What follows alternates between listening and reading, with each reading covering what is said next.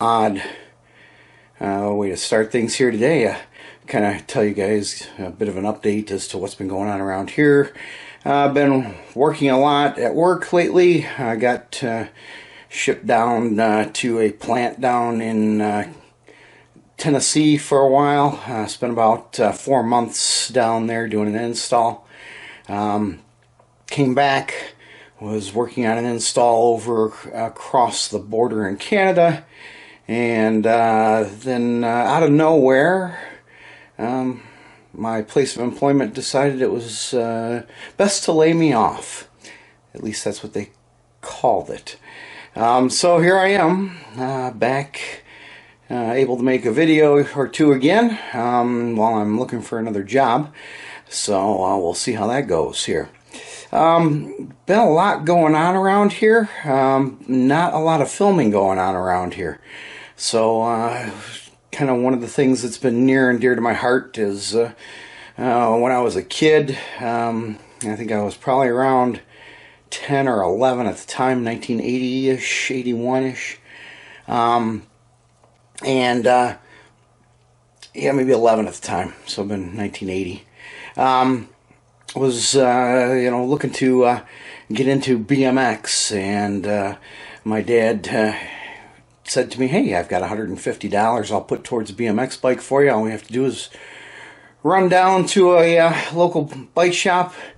I'm not going to give them any advertising. They don't exactly sponsor anything. So went down there. He had $150 that he could put towards a bike. They had Redline 2s, they had Mongoose bikes, they had all these things that were pre-built that were sitting on the floor, and they were in the $150 to $165 range back then to buy a BMX bike. And there, sitting on the wall, was a frame of a different type. It was a Kuwahara KZ1 frame in black. The frame itself was $249. The forks, I want to say, for it were another $149 at the time. So it was significantly more just for the frame and fork, double the price of a common BMX bike. And me being the way that I was and how I did things, where it was the best of the best, all or nothing, looked at my dad and said, "Hey, that's the bike I want." My dad said, "Fine, I'll put my $150 towards it. You've been saving money," because I grew up working on a farm from the age 7 until pretty much later in life, before I went to Vector Automotive. And so I had saved all my pennies, nickels, dimes up, and put the money towards the frame and the fork. Bought that, and we brought it home.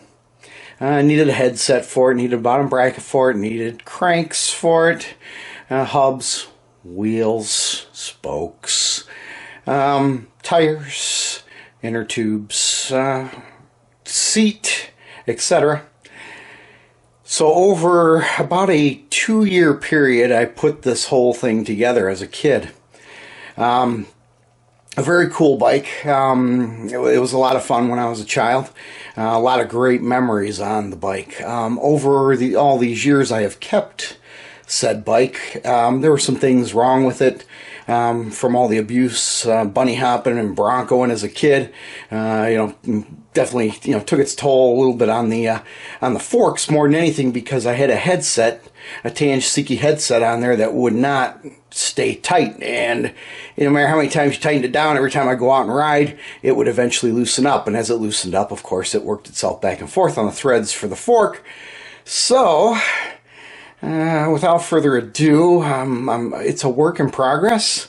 Something I'm trying to put back together. All I'm going to do with it is hang it from the wall or ceiling, so that it can be seen, because it is kind of a piece of functional art, very much like the Vector is functional art.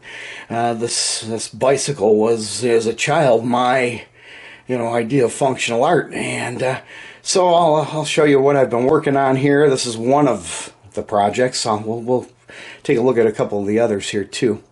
So here she is.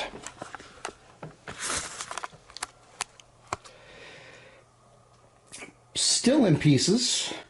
I'm waiting for a die to come in the mail so that I can rethread the fork die and just clean it up a little bit. It just binds up on the new headset, but it is my childhood bike, that I've held on to for all these years, and I've decided that we'll put her back together and get her hung up, and she'll go on the wall, or like I said, over the. I think I'm gonna put it over the staircase here that goes down to the basement. When you walk in the front door, it'll be right there in front of you. So that's one of the projects that I've been working on.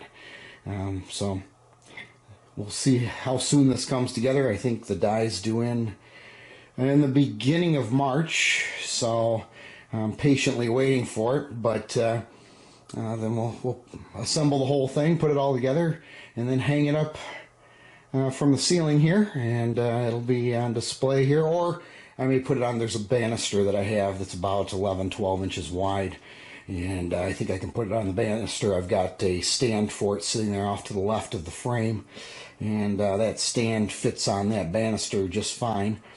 So I think I may try and stand it on the banister first.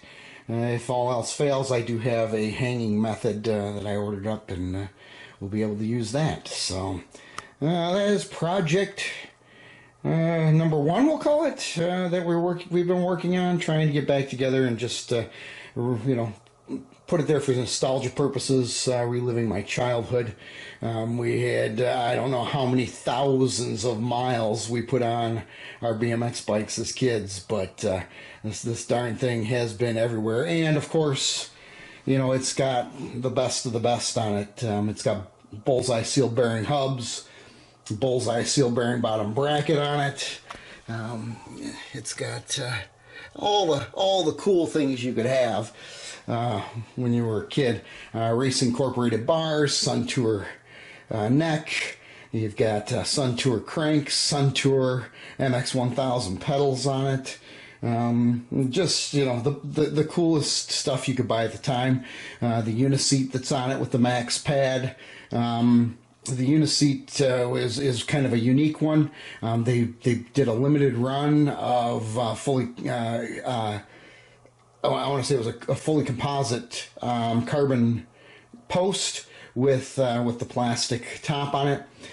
It used to have a very cool decal on the back of it, which at one point I had a couple of, I guess you would say they were my buddies at childhood, and then they stole the bike from me. And if we came home one weekend to find our house broken into and the bike's gone, we did track down where they went to. Kind of hard to hide a bike that was so unique like this one was, all black and blue. They didn't make them this way from the factory, so when we chased it down, we were able to get it back.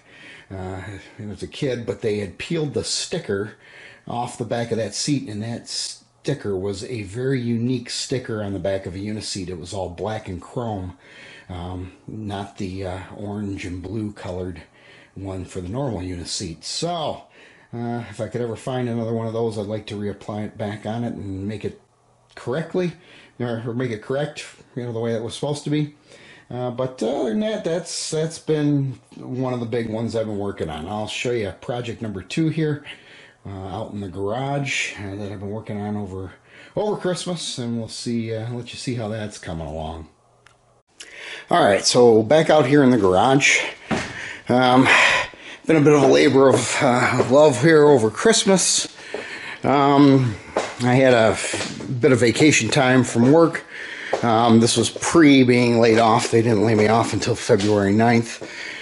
So I was out here with the old Cobra for a bit. Now, the issue with the Cobra is it's a Series 1 Factory 5. They only built a few of these cars, and then they changed things up. Went to Series 2, then Series 3, now Series 4. So when you go onto the Factory 5 website and you go to look at carpet kits, because this car did not have any interior in it other than a set of very strange lightweight leather plastic bucket seats that my buddy had put in it. They weren't correct. They don't look correct. They make the car look kind of goofy from the interior perspective. So I decided that I would gamble, since you can't buy a carpet kit for this car anymore. You can only get it for like Series 3 and Series 4. You can't even get it for Series 2 anymore. That I would create my own interior for this car. So, ordered up some black carpet from the internet, and it arrived prior to Christmas. It was about, 12 yards of automotive interior carpet, a nice corduroy pattern to it. It's a good looking carpet, and felt really nice. I was kind of surprised by it because I didn't pay a tremendous amount for it. It was a fairly cost-effective solution. So I tore the entire interior out of the car that was in there, which was just some cutout carpets that were on the bottom that were out of a Ford Mustang GT's carpet, just cut into a pseudo pattern of what was, the floorboard of this car. And then the rest of it was just aluminum and fiberglass. It was bare as could be, and I'll post pictures of that here so you guys can see that. But there wasn't much to the interior of this car at all. So over Christmas, what we did was went through the entire interior and carpeted the whole thing and vinyled the whole thing. There's a piece of vinyl missing from the back there of the center console. It was just a piece of aluminum there. Went through and matched the corduroy pattern all the way around in this thing. So what I ended up doing was having to cut 35 pieces of carpet, all custom, to get it to fit the way that it should, to make it look as close to factory original as we could. As a factory 5 interior would have, and slash a Cobra interior would have. So it's been done, finished up. The doors, same scenario. Had to do the doors completely. Kind of hard to see because black just absorbs light so much. So I haven't screwed the leather straps back on. I've got to do that still. But the interior is complete. It is now nice. The thing we're missing is a pair of seats. So you're looking at about $900 plus shipping to get those to your door from Factory 5. And so that's the next thing I need to do. I just need to find a way to come up with money. And actually, I have got one thing out on eBay for sale to hopefully help out with that if we can get a buyer. The other thing that we did on the car, it was missing and did not have, was its Cobra badge in the front. So she now has her Cobra badge the way that she should. So there's a nice shot of her, all mounted in properly, centered up the way that it should be, looking the way that she should. So the Cobra is coming along.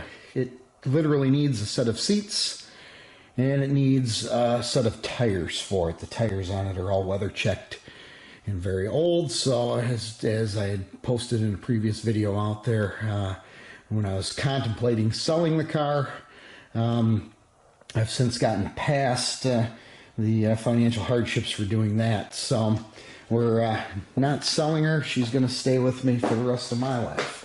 But here is what is for sale on the internet. And this was for a project that I had started accumulating parts for. This is a Daytona prototype sequential 6-speed transmission from Xtrac, an Xtrac 386. And I listed this up on eBay. These are not cheap. To buy one of these from Xtrac is right around the $42,000 range, depending on how you set it up with which gears, etc. So this one here, quite a pricey piece, but since I am no longer, well, I have my builder back out on me for the Porsche 962 project that I was planning to do for the road. We were going to build a 962 Porsche, put it on the road, and instead of using the Porsche 5-speed transmission, 5-speed Transaxle, we were going to use an Xtrac Daytona prototype sequential 6-speed, which, like I say, is quite the upgrade from the old Porsche 5-speed dogleg gearbox. So this is now for sale, and if you look up Xtrac 386 on eBay, you can see it up there for sale. So we'll let that go, and then I will pay off a few other things that I have around here, and we'll do some work on that. We'll maybe get a set of seats and a set of tires for this and get her on the road. And then our girl is just sitting over here looking all sorts of pretty, waiting for spring to come around. We're still in the dead of winter here. It is still cold out. Snowed the other day. We've had a very weird winter. It's gone from 21 degrees to 69 degrees, back down to 18 degrees, all in a matter of a 3-day period, which is just bizarre. So the Vector's sitting here just waiting. I'm not sure if we're going to show her at all this year. I guess that'll depend on the job situation and how things are going, and we'll see what kind of shows come up this summer. I'm not a big fan of taking it out to shows anymore. After we won the Concours d'Elegance with it for her category, we won Best in Class, which that was this sign up here. So this was our Modern Collectibles Concours d'Elegance of America, and then I've got the trophy inside the house, etc. That was kind of her winning the Super Bowl, and so at that point I kind of retired her from car shows. People do strange things around the car shows. People tend to think that it's their own personal automobile and they can jump in it, jump on it, put their hands all over it, etc. So in order to preserve her and keep her in the condition she is in, which is basically brand new, I've decided that car shows aren't exactly her thing anymore. I enjoy coming out here. She's functional art. I love just being able to look at the car, start the car, let it run. Speaking of that, I do need to do that soon. I need to change some spark plugs in her because she does sit a lot and get run stationary, so they tend to gum up a bit. So I'm going to have to pull the plugs out of her, put a new set of plugs in her, just to keep her running great. But so that's the status of her. She's not exactly doing a whole lot, not seeing a whole lot of action right now, but as usual, she looks perfect. I come out here and kind of wipe her down with a diaper every once in a while and just make sure she's polished up and in perfect working order. So that's the updates right now for what's been going on in the garage. The Cobra's kind of been the focus of most of it. Just trying to finish the interior out in this thing so that we can take her out for a drive and kind of enjoy her a bit. And if we can sell the Xtrac, that will happen very quickly because for a couple $1,000 I can put tires and seats in this thing, and that'll get her on the road and get us out playing again with the old Cobra. So that's it. Kind of a short one today, guys. A bit of a quick update and a brief for what's been going on out here. But if you want to see anything more on these, please let me know. I've got another item I may try and throw out here on the channel. For those of you who are big home audio fanatics, I may go through one of my systems here and just kind of demo that system and put it out there for everybody to see. Kind of a neat thing. But other than that, this is what we're doing here, is just working on stuff out in the garage, trying to keep the cars up to snuff and going, and improving the ones that we can, like the Cobra. So hopefully we'll see you guys soon. I appreciate you hitting the like, subscribe, and share buttons. If you could, please, doesn't cost you a thing, and helps the channel out. So hopefully we'll have another update coming shortly. Have a good one.